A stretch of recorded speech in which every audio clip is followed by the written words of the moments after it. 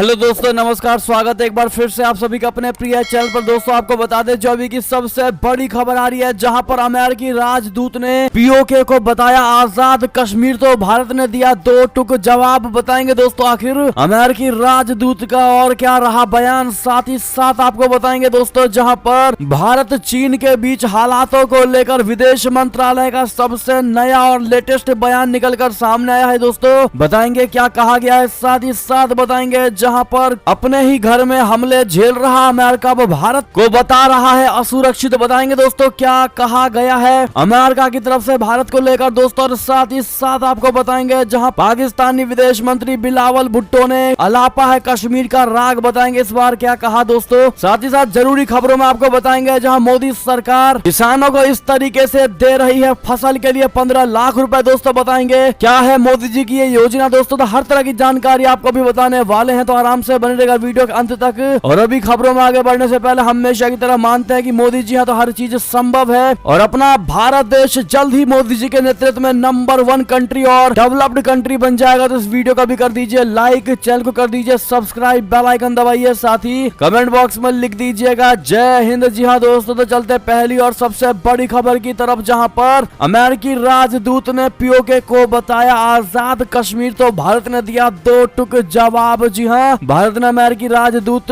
Donald Bloom के पाकिस्तान अधिकृत जम्मू कश्मीर की यात्रा पर आपत्ति जताई है। अमेरिकी राजदूत ने यहाँ विवादित टिप्पणी भी की है दोस्तों, और पीओके को आजाद जम्मू कश्मीर बताया। जी हाँ, विदेश मंत्रालय के प्रवक्ता अरिंदम बागची ने कहा है कि अमेरिकी राजदूत द्वारा पीओके में दौरे और बैठकों पर मोदी सरकार की आपत्ति से वॉशिंगटन को अवगत करा दिया गया है। पीओके की अपनी यात्रा के दौरान ब्लूम ने एक बार नहीं बल्कि बार बार पीओके को आजाद कश्मीर बताया। जी हाँ दोस्तों, यानी कि दोस्तों एजे के वर्ड का यूज किया जिसका मतलब आजाद कश्मीर होता है, और उन्होंने ये वर्ड अपने ट्वीट में यूज किया है दोस्तों। आप देख भी पा रहे होंगे यूएस एम्बेसी इस्लामाबाद का ये ट्वीट दोस्तों। और साथ ही साथ आपको बता दें अमेरिकी राजदूत ने ट्वीट किया है कि कायदे आजम मेमोरियल डाक बंगला पाकिस्तान की सांस्कृतिक और ऐतिहासिक समृद्धि का प्रतीक है, जिसका 1944 में जिन्ना ने भी दौरा किया था। मैं एजेके की अपनी पहली यात्रा के दौरान सम्मानित महसूस कर रहा हूं। अमेरिकी कांग्रेस सदस्य इल्हान उमर के इस क्षेत्र का दौरा करने के बाद पाकिस्तान के कब्जे वाले कश्मीर में अमेरिकी राजनयिक की ये दूसरी हाई प्रोफाइल यात्रा है। जी हाँ दोस्तों, भारत ने कड़े शब्दों में जवाब देते हुए कहा है कि उन्होंने जम्मू कश्मीर के एक हिस्से का दौरा किया जिस पर पाकिस्तान ने अवैध रूप से कब्जा कर रखा है। अगर ऐसी राजनेता अपनी संकीर्ण सोच वाली राजनीति करना चाहते हैं तो ये उसका बिजनेस हो सकता है, लेकिन ऐसी यात्राएं हमारी क्षेत्रीय अखंडता का उल्लंघन है। भारत ने 1994 में एक प्रस्ताव पारित किया था जिसमें कहा गया था दोस्तों कि पीओके भारत का हिस्सा है और पाकिस्तान को अपने अवैध कब्जे को खाली करना चाहिए। जी हाँ दोस्तों, आपको बता दें कि जुलाई में रक्षा मंत्री राजनाथ सिंह जी ने भी पीओके को भारत का हिस्सा बताते हुए कड़ा बयान दिया था। जम्मू में एक रैली को संबोधित करते हुए रक्षा मंत्री जी ने शारदा पीठ का आह्वान किया था, जिसमें नीलम घाटी में किशन गंगा नदी के करीब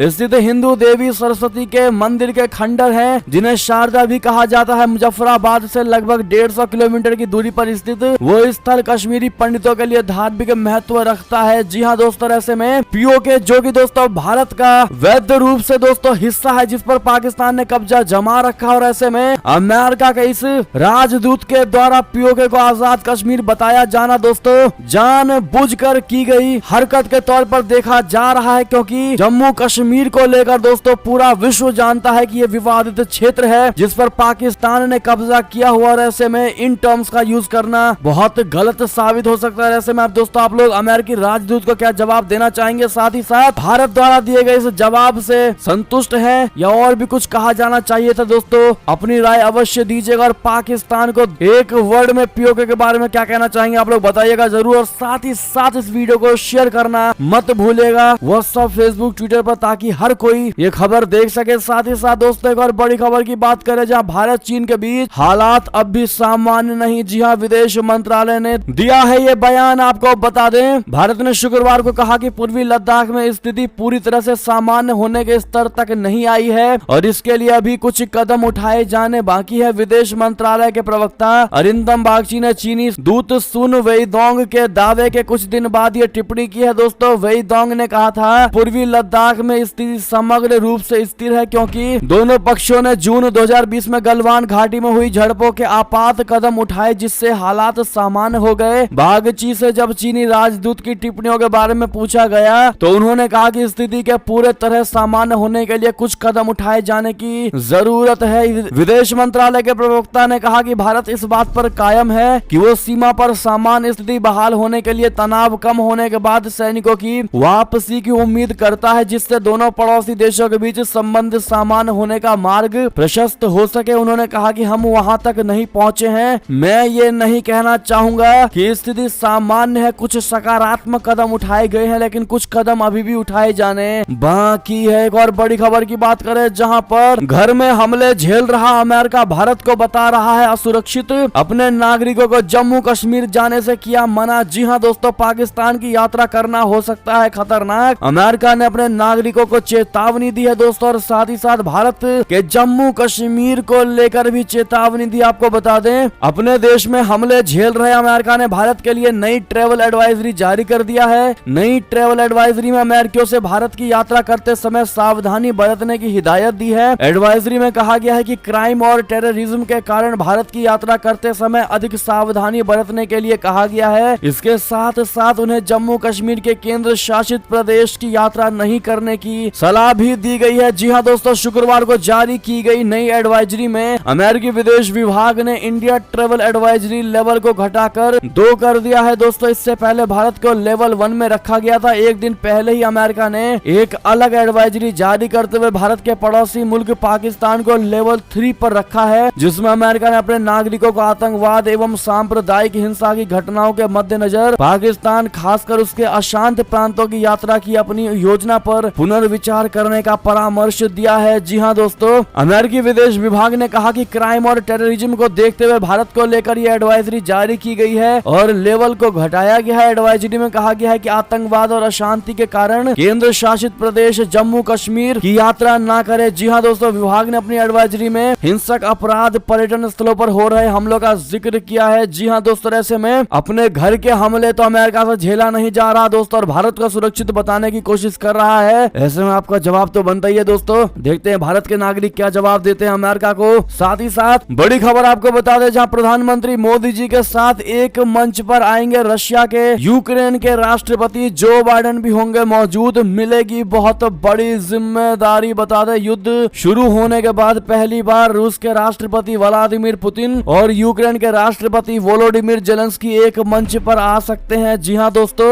और सबसे खास बात यह होगी कि प्रधानमंत्री नरेंद्र मोदी जी भी मंच पर मौजूद रहेंगे। रिपोर्ट के मुताबिक सभी नेताओं ने G20 शिखर सम्मेलन में शामिल होने की इजाजत दे दी है। आपको बता दें कि इस साल का G20 शिखर सम्मेलन इंडोनेशिया के बाली शहर में होने वाला है, जिसमें भारत को अहम वैश्विक जिम्मेदारी दी जाएगी और इस सम्मेलन में अमेरिकी राष्ट्रपति जो बाइडेन भी मौजूद रहेंगे। जी हां दोस्तों, यूएई के अखबार द नेशनल ने दावा किया है कि इस साल 15 और 16 नवंबर को इंडोनेशिया के बाली में होने वाले G20 शिखर सम्मेलन में व्लादिमीर पुतिन और यूक्रेनी राष्ट्रपति वोलोडिमीर जेलेंस्की भी मौजूद रह सकते हैं। 24 फरवरी को यूक्रेन पर रूसी आक्रमण के बाद ये पहला मौका होगा जब दो दुश्मन आमने सामने होंगे। यूएई में इंडोनेशिया के राजदूत हुसैन बागीस ने द नेशनल के साथ एक विशेष इंटरव्यू में कहा है कि दोनों देशों के राष्ट्रपति सहमत है, यानी सम्मेलन में भाग लेने के लिए एग्री है। हालांकि उन्होंने ये भी कहा है कि यूक्रेन रूस युद्ध के कारण स्थिति आसान नहीं है। वहीं व्हाइट हाउस ने भी कहा है कि अगर रूसी राष्ट्रपति व्लादिमीर पुतिन इस सम्मेलन में भाग लेते हैं तो फिर जेलेंस्की को भी शिखर सम्मेलन में शामिल होना चाहिए। जी हां दोस्तों, और दोस्तों ऐसे में सबसे बड़ा सवाल ये भी उठ रहा है कि क्या पुतिन से मिलेंगे जो बाइडेन। दरअसल वहीं व्हाइट हाउस ने भी G20 शिखर सम्मेलन के दौरान राष्ट्रपति जो बाइडेन की रूसी राष्ट्रपति पुतिन से मुलाकात की बात से इनकार नहीं किया। इंडोनेशिया के राजदूत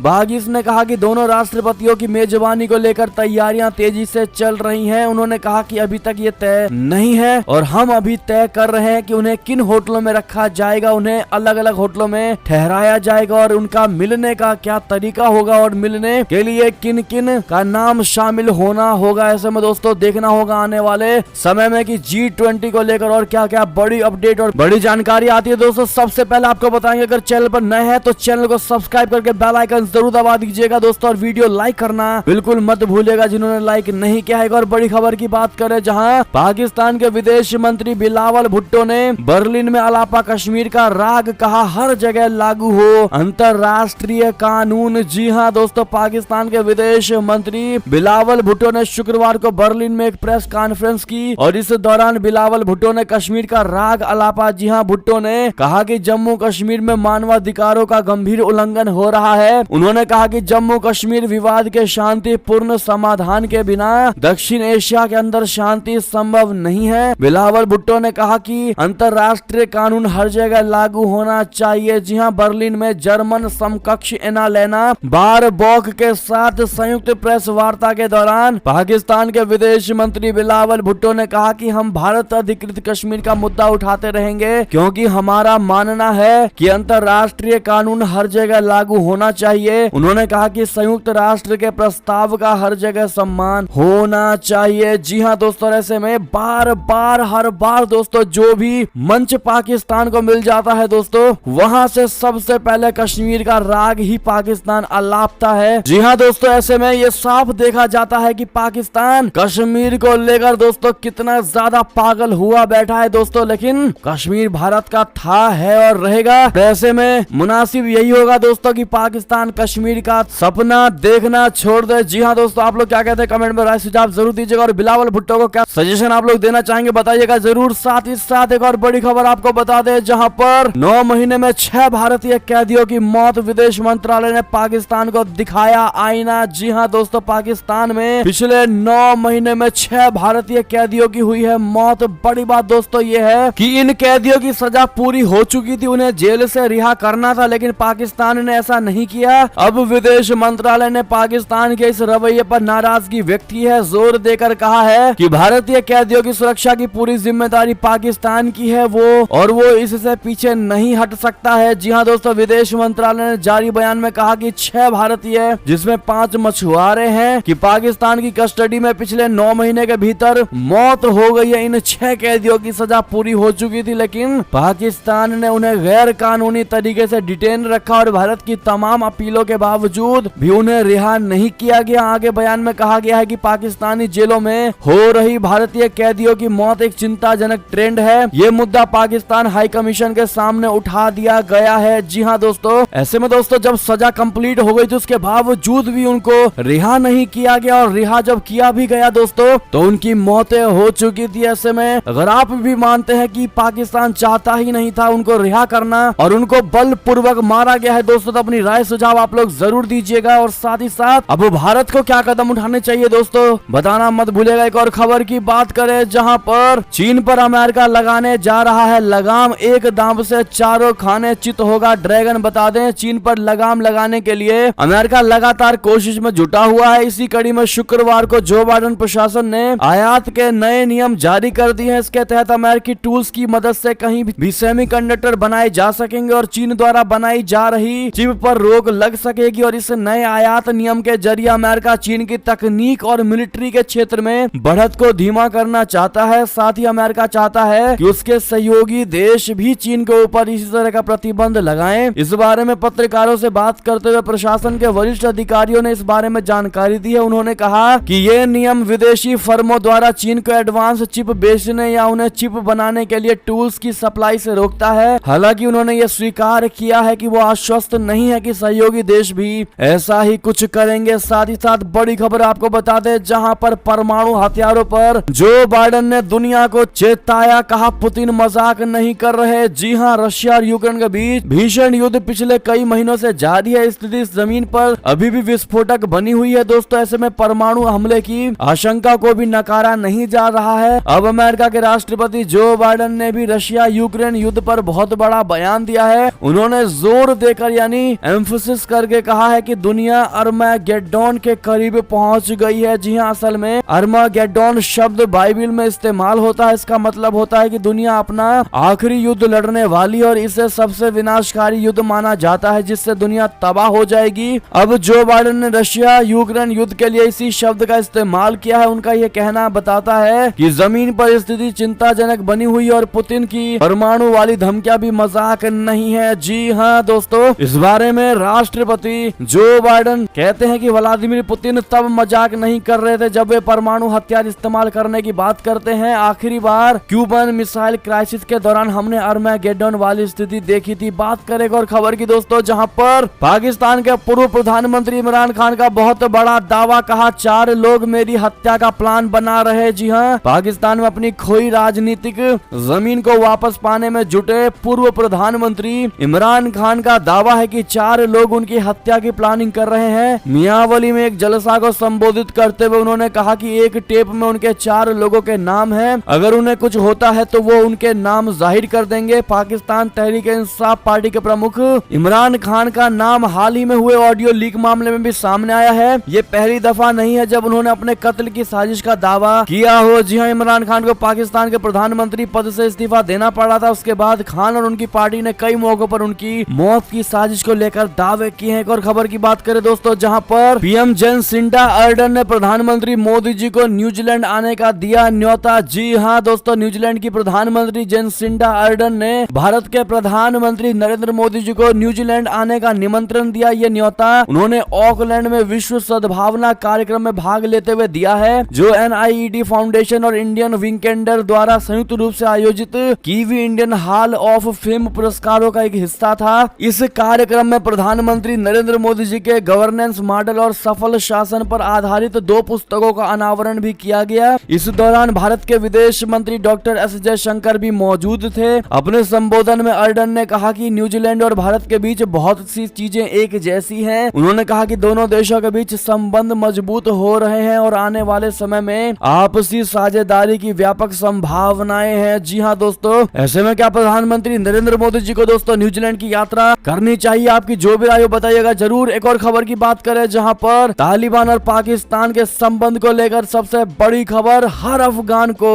पाकिस्तान से है नफरत। जी हां, हमला हुआ तो हमारे फिदाइन तैयार हैं। जी हां, तालिबान की खुली धमकी पाकिस्तान को। बता दें, पाकिस्तान और तालिबान के बीच इन दिनों तनाव चरम पर है। दोनों पक्ष सीमा विवाद, आतंकवाद और संप्रभुता के नाम पर एक दूसरे से भिड़े हुए हैं और इसी बीच तालिबान के एक वरिष्ठ अधिकारी ने पाकिस्तान को खुली चेतावनी भी दी है। तालिबान के जनरल अब्दुल बशीर शेरजादी ने एक वीडियो जारी करके पाकिस्तान को जमकर खरी खोटी सुनाई है। शेरजादी ने अफगानिस्तान का इतिहास बताते हुए कहा है कि हम इसकी रक्षा करना जानते हैं। उन्होंने यहाँ तक कह दिया है कि हर अफगान पाकिस्तान से नफरत करता है। इससे पहले तालिबान के कमांडर जनरल मुजीब ने भी पाकिस्तान पर जमकर जुबानी हमला किया था। जी हाँ दोस्तों, अगर आप भी मानते पाकिस्तान है ही ऐसा देश जिससे हर कोई नफरत करता है दोस्तों, तो अपनी राय अवश्य दीजिएगा। चाइना भी कोई बहुत ज्यादा प्रेम पाकिस्तान से नहीं करता है दोस्तों। चाइना बस अपना बेनिफिट देखता है दोस्तों, और उसी वजह से पाकिस्तान के साथ चीन लगा हुआ है। जिस दिन पाकिस्तान से चीन का बेनिफिट और इंटरेस्ट खत्म हो जाएगा दोस्तों, उस दिन के बाद से चीन के लिए पाकिस्तान भी एक फेंके हुए कचरे के समान हो जाएगा। जी हाँ दोस्तों, मानते कि नहीं आप लोग बताइएगा जरूर। चलते हैं और बड़ी खबर की तरफ, जहां सेना में जाने से बचने के नियम से भागे 2 रूसी अमेरिका में जाकर मांगी शरण। बता दें, यूक्रेन युद्ध में रशिया के 3 लाख रिजर्व सैनिकों को भेजने के पुतिन के ऐलान के बाद लोग देश छोड़कर भाग रहे हैं। हाल ही में 2 रूसी नागरिक अनिवार्य सैन्य सेवा से बचने के लिए देश छोड़कर भाग गए हैं। वो नाव से अलास्का द्वीप तक पहुंच गए हैं दोस्तों, और अमेरिका से शरण की गुहार लगा रहे हैं। जी हाँ दोस्तों, एसोसिएटेड प्रेस के मुताबिक अमेरिकी सेनेटर लिसा मुर्कोवस्की ऑफिस के कार्यालय ने बताया है कि 2 रूसी नागरिकों ने बेरिंग सागर में अलास्का द्वीप पर उतरने के बाद अमेरिका में शरण मांगी है। मुर्कोवस्की ने के प्रवक्ता ने ईमेल के जरिए यूएस कोस्ट गार्ड और कस्टम एंड बॉर्डर प्रोटेक्शन को बताया है कि रूसी नागरिकों ने बताया है कि वे अनिवार्य सैन्य सेवा से बचने के लिए रूस के पूर्वी तट पर तटीय समुदायों में से एक से भाग गए थे। एक और खबर की बात करें, जहां गहलोत ने अडानी से मिलाया हाथ तो बीजेपी ने दिलाया राहुल गांधी का बयान याद। जी हां, पुनिया ने कहा कल तक जो था विरोधी आज बना मनमीत। बता दें, देश के 2 बड़े उद्योगपतियों का नाम लेकर कांग्रेस हमेशा केंद्र सरकार पर हमलावर रहती है। सड़क से लेकर संसद तक ये आरोप लगाया जाता है कि केंद्र की बीजेपी सरकार अडानी और अंबानी को माला माल कर रही है। अब राजस्थान में हो रहे इन्वेस्टमेंट समिट में राज्य सरकार ने अंबानी और अडानी को इन्वेस्टमेंट के लिए आमंत्रित किया। दोनों उद्यमियों की कंपनियां हजारों करोड़ का निवेश कर रही हैं। शुक्रवार को गौतम अडानी और अशोक गहलोत की मुलाकात को लेकर भाजपा ने कांग्रेस पर सियासी तंज कसा है दोस्तों। बीजेपी प्रदेशाध्यक्ष डॉक्टर सतीश पुनिया ने ट्वीट किया है कि कल तक जो था विरोधी आज बना मनमीत, धन की जगी उम्मीद तो बदली अपनी रीत। जी हाँ दोस्तों, दोस्तों बीजेपी प्रदेशाध्यक्ष सतीश पुनिया जी ने एक वीडियो भी ट्विटर पर पोस्ट किया। इस वीडियो में राहुल गांधी संसद में भाषण देते हुए कहते हैं कि जो भी हिंदुस्तान में होता है उधर अडानी जी दिखाई देते हैं। जयपुर में हुई महंगाई विरोध रैली में राहुल गांधी द्वारा दिए गए भाषण का एक हिस्सा भी वीडियो में दिखाई दे रहा है, जिसमें वे कह रहे हैं कि जहां भी देखेंगे दो लोग ही दिखाई देंगे आपको, अडानी जी और अंबानी जी। वीडियो में वित्त मंत्री निर्मला सीतारमण के द्वारा संसद में दिए गए जवाब को भी जोड़ा गया, जिसमें वो कहती हैं कि पब्लिक मीटिंग में मोदी सरकार पर अंबानी अडानी का फेवर करने वाले अशोक गहलोत अगले ही दिन खुद उन्हीं के साथ एमयू साइन करते हैं। जी हाँ दोस्तों, ऐसा ही होता नजर आ रहा है। ऐसे में जिस बात को लेकर कांग्रेस दोस्तों बीजेपी को घेरने की कोशिश करती है, हमलावर रहती है, अब वही कार्य कांग्रेस करती नजर आ रही है दोस्तों। ऐसे में अगर इतनी ही घृणा है अडानी और अंबानी से दोस्तों, तो फिर उनसे मुलाकात आखिर क्यों ही करेगा कोई भी कांग्रेसी नेता। लेकिन नहीं दोस्तों, कांग्रेसी मिलना भी चाहते हैं और केंद्र को घेरना भी चाहते हैं। ऐसे में इस दोहरे रवैये के लिए आप विपक्ष को लेकर क्या कहना चाहेंगे दोस्तों, कांग्रेस पार्टी को लेकर बताइएगा जरूर। साथ ही साथ एक और बड़ी खबर आपको बता दें, जहां मुलायम का हाल जानने के लिए अस्पतालों में दिग्गजों का लगा तांता। राजनाथ सिंह जी ने भी अखिलेश से की मुलाकात। आपको बता दें समाजवादी पार्टी के संस्थापक मुलायम सिंह यादव गहन चिकित्सा इकाई यानी आईसीयू में है और उनकी हालत गंभीर बनी हुई है। अस्पताल की ओर से शुक्रवार को जारी हेल्थ बुलेटिन में कहा गया है कि उन्हें जीवन रक्षक दवाएं दी जा रही हैं और इसी बीच अस्पताल में उनसे मिलने के लिए दिग्गजों का कल तांता लगा। शुक्रवार को रक्षा मंत्री राजनाथ सिंह उनका हाल चाल जानने पहुंचे। इसके अलावा यूपी के डिप्टी सीएम ब्रजेश पाठक भी अस्पताल पहुंचे। आपको बता दें यादव का इलाज गुरुग्राम के मेदांता अस्पताल में चल रहा है। जी हाँ दोस्तों, साथ ही साथ एक और खबर आपको बता दें, जहां राशन कार्ड धारकों की हुई चांदी, दिवाली पर सरकार बांटेगी ये सामान, जारी हुआ बजट। जी हाँ दोस्तों, दिवाली पर सरकार ने राशन कार्ड धारकों के लिए खास प्लान बनाया है। अगर आप भी राशन कार्ड धारक हैं तो आपकी चांदी होने वाली है। केंद्र और राज्य सरकारें की ओर से गरीबों और राशन कार्ड धारकों को फ्री राशन समेत कई खास सुविधाएं दी जाती हैं। दोस्तों आपको बता दें अभी की जो खबर है, महाराष्ट्र सरकार ने इस बार दिवाली पर 513 करोड़ रुपए का खास पैकेज का ऐलान किया है। एकनाथ शिंदे सरकार राज्य के 1.5 करोड़ राशन कार्ड धारकों को दिवाली की सौगात देने जा रहे हैं। इसके तहत राशन कार्ड धारकों को महज 100 रुपए में कई तरह के लाभ दिए जाएंगे। आखिर क्या क्या सामान मिलेगा, तो आपको बता दें कि महाराष्ट्र मंत्रिमंडल ने मंगलवार को राज्य में राशन कार्ड धारकों को आगामी दिवाली त्योहार के लिए 100 रुपए में किराने का सामान देने का फैसला किया है और इस 100 रुपए के पैकेट में 1 किलो रवा यानी सूजी, मूंगफली, खाद्य तेल और पीली दाल होगी। जी हाँ दोस्तों, और ये ऑफर 30 दिन तक रहेगा। जी हाँ, साथ ही साथ एक और बड़ी खबर आपको बता दें दोस्तों, जहां पर मोदी सरकार किसानों को दे रही है पूरे 15 लाख रुपए फटाफट। इसके लिए आप अप्लाई कर सकते हैं दोस्तों अगर आपको आवश्यकता है लोन की। तो जी हाँ, अगर आप भी किसान योजना का लाभ पा रहे हैं तो आपके लिए एक और बड़ी खुशखबरी है। दरअसल केंद्र सरकार किसानों पर मेहरबान है। किसानों की आय बढ़ाने और उनके कर्जे उतारने के लिए सरकार लगातार कोशिश कर रही है। अब सरकार किसानों को नया कृषि बिजनेस शुरू करने के लिए 15 लाख रुपए